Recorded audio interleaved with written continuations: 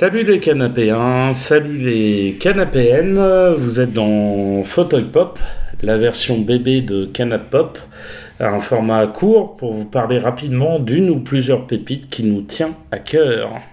Salut Loulou, salut tout le monde. Aujourd'hui on va faire notre top, du coup.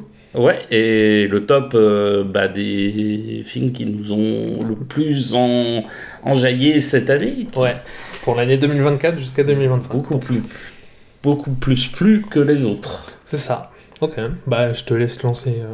Très bien, alors moi je vais vous parler du film Une vie, One Life, alors attention, je vais écorcher, de James Hove. Ça raconte l'histoire de Nicholas Winton, un Anglais, qui en 1938, lorsqu'il est jeune banquier, décide de s'embarquer pour Prague après que l'armée allemande ait envahi le pays et la ville. Donc c'est la Tchécoslovaquie si je me trompe pas, et il va organiser en fait le rapatriement et le sauvetage du coup de plusieurs enfants du pays vers l'Angleterre jusqu'en septembre 1939. Vous l'aurez deviné, hein, c'est une biopic, fresque historique. Il y a comme souvent dans ce type de film, une mise en scène classique, un ton larmoyant, des partis pris qui peuvent des fois un peu être idéologiques, et ça pourrait en limiter la portée, si ce n'est que là, c'est incroyable. Il y a un système de flashback.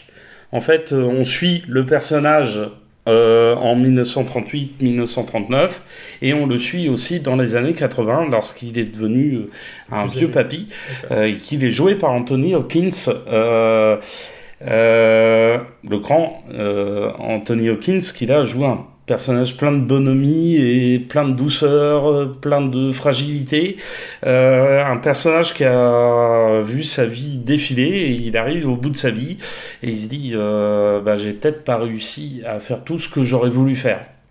Et là-dedans, il y a cette histoire avec tous ses enfants qu'il n'a pas pu tous sauver, et ça reste pour lui un regret.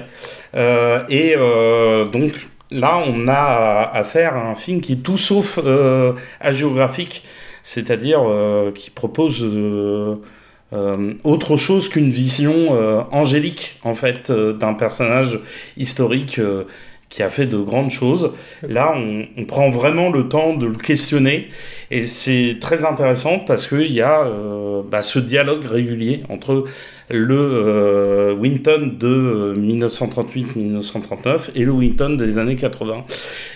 Et il y a une très très belle scène où le personnage de Winton de 1980 rêve de lui en 1938-1939. Il arrive à la gare où il a accueilli tous les enfants, et la gare est vide.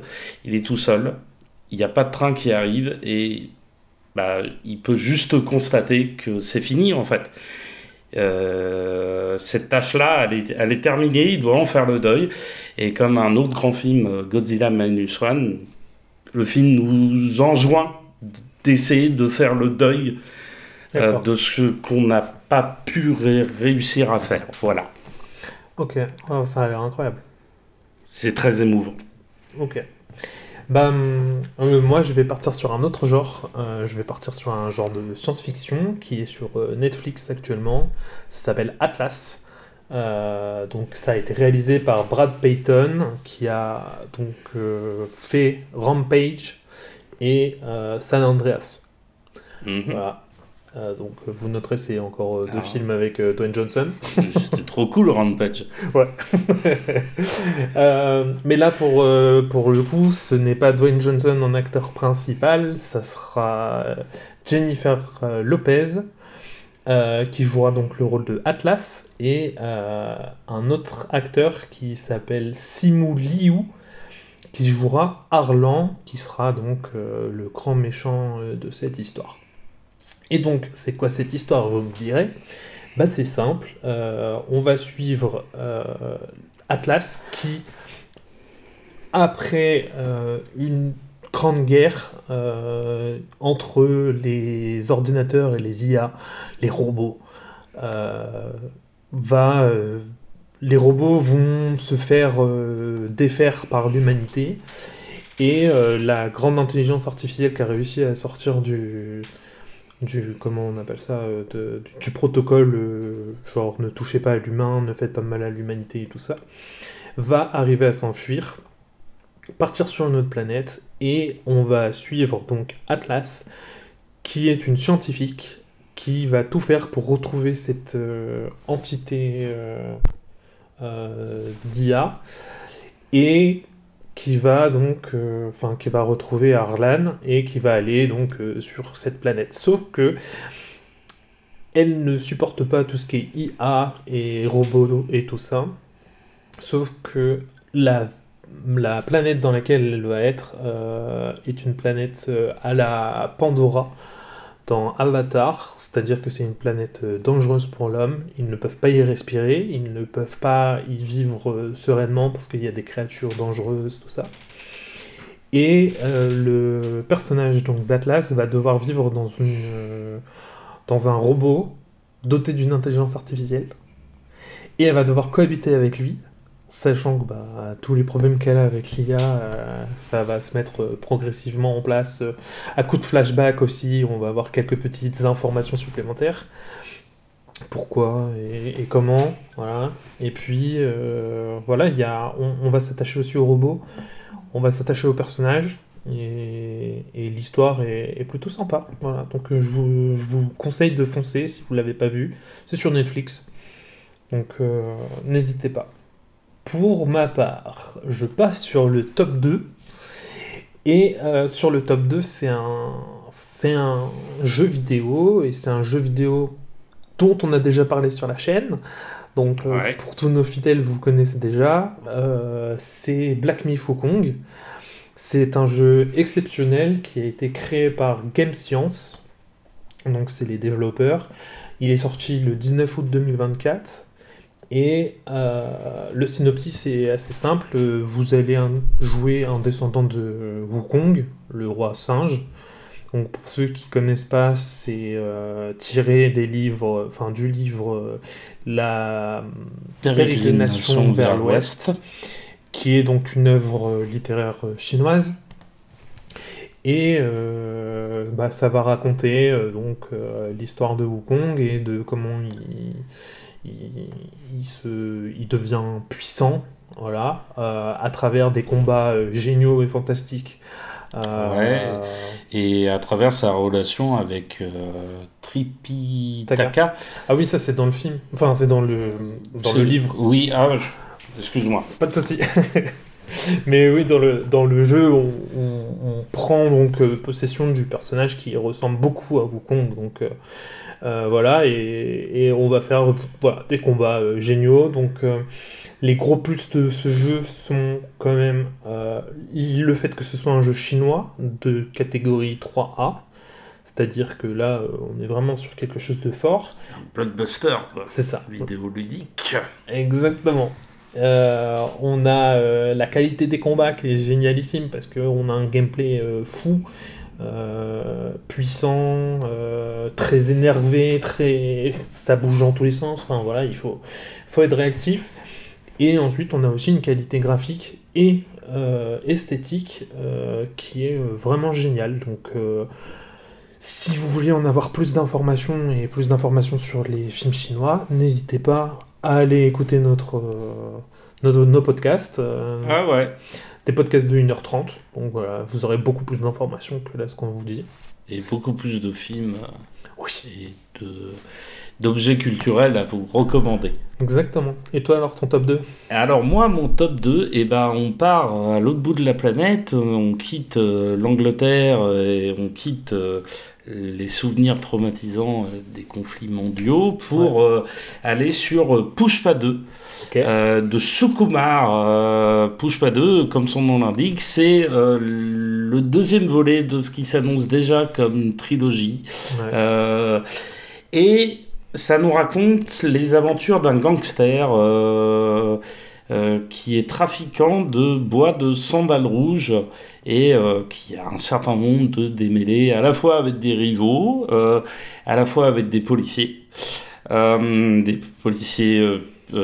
tenaces, assez névrosés, et c'est à la fois dynamique, comme souvent dans le cinéma indien.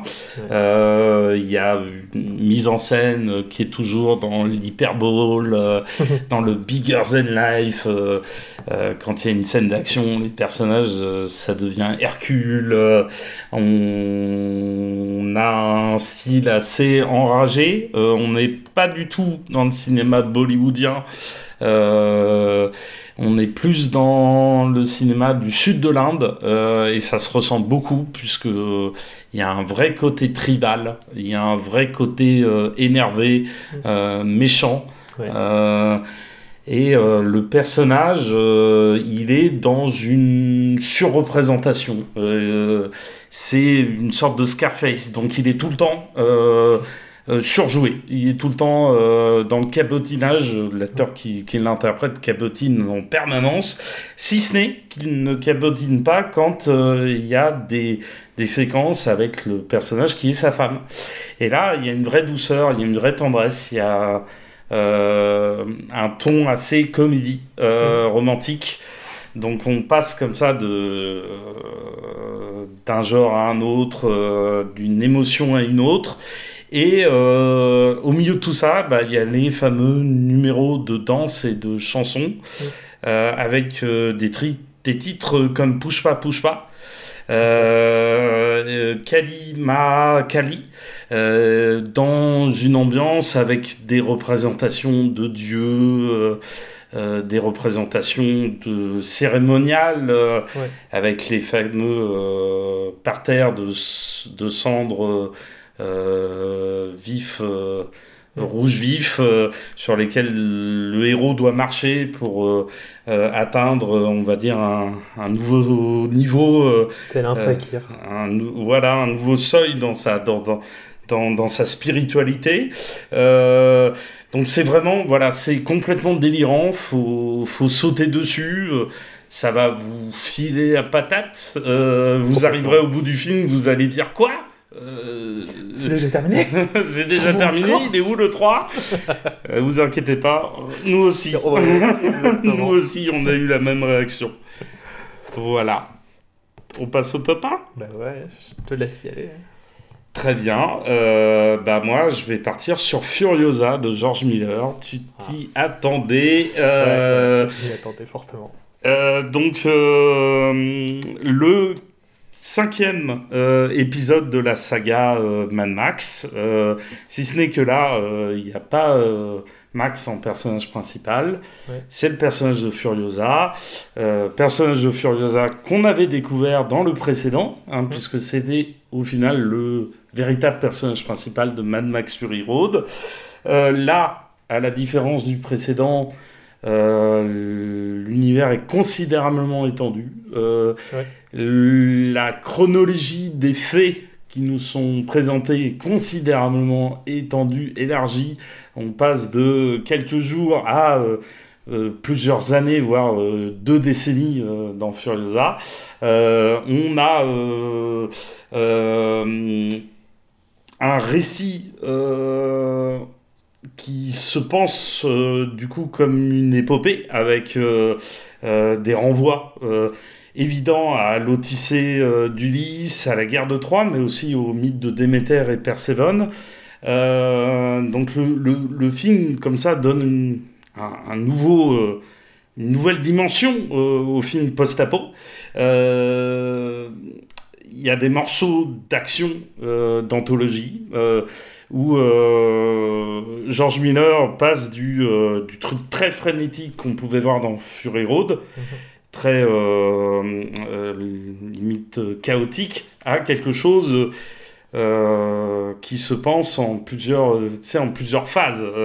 Moi, ça m'a fait penser à du jeu vidéo, et il y a des vrais moments de douceur. Moi, je pense à un moment de douceur, et ça nous rappelle aussi que les récits sont là pour un peu nous sauver, nous, les êtres humains. Et quand on sait que ça se passe dans un univers post-apo, où l'humanité a disparu, je trouve que ça résonne. Parfaitement, quoi. Surtout à notre époque, où il y en a beaucoup qu'on aurait besoin de reprendre un peu d'humanité. Et petite mention spéciale, Blood of Zeus, c'est sur Netflix, ça parle de demi-dieux, de dieux qui se foutent sur la tronche dans la Grèce antique, c'est trop bien. Pour pas dire gueule. Ouais, voilà. Ouais, mais on l'a dit. Ok, bah écoute, ouais, oui, mais je vais aussi te dire un truc. Je pense que tu sais ce que je vais mettre en top 1. Ah bah ça, bah oui. Voilà, donc mon top 1, t'en as même parlé tout à l'heure dans ton top 3, en faisant une comparaison. Mais c'est Godzilla Minus One. Tu sais, je suis presque à temps... À m'encourager. Oui, à te suivre, tu vois, moi je m'accroche derrière toi, là. Ah, c'est clair. Pour raccorder les wagons, il n'y a pas de problème. C'est trop bien, donc, Godzilla Minus One. Complètement. Donc, réalisé par Takashi Yamazashi, j'espère que je le prononce bien, avec comme acteurs principaux Ryunosuke Kamiki, qui jouera le personnage de Oichi, et Minami Hanabe qui jouera le personnage de Noriko. Et donc le film est sorti en DVD le 4 décembre 2024, en Blu-ray et en DVD en France, mais il est sorti au cinéma en décembre 2023, partout dans le monde. Ça a fait un buzz monstrueux. Sachez qu'on a fait une vidéo, troisième... podcast. Troisième numéro de Canapop sur le sujet. D'ailleurs, on avait fait aussi une émission sur Furiosa. Effectivement. Vous pouvez aller voir tout ça, c'est trouvable sur YouTube, sur toutes les plateformes de streaming.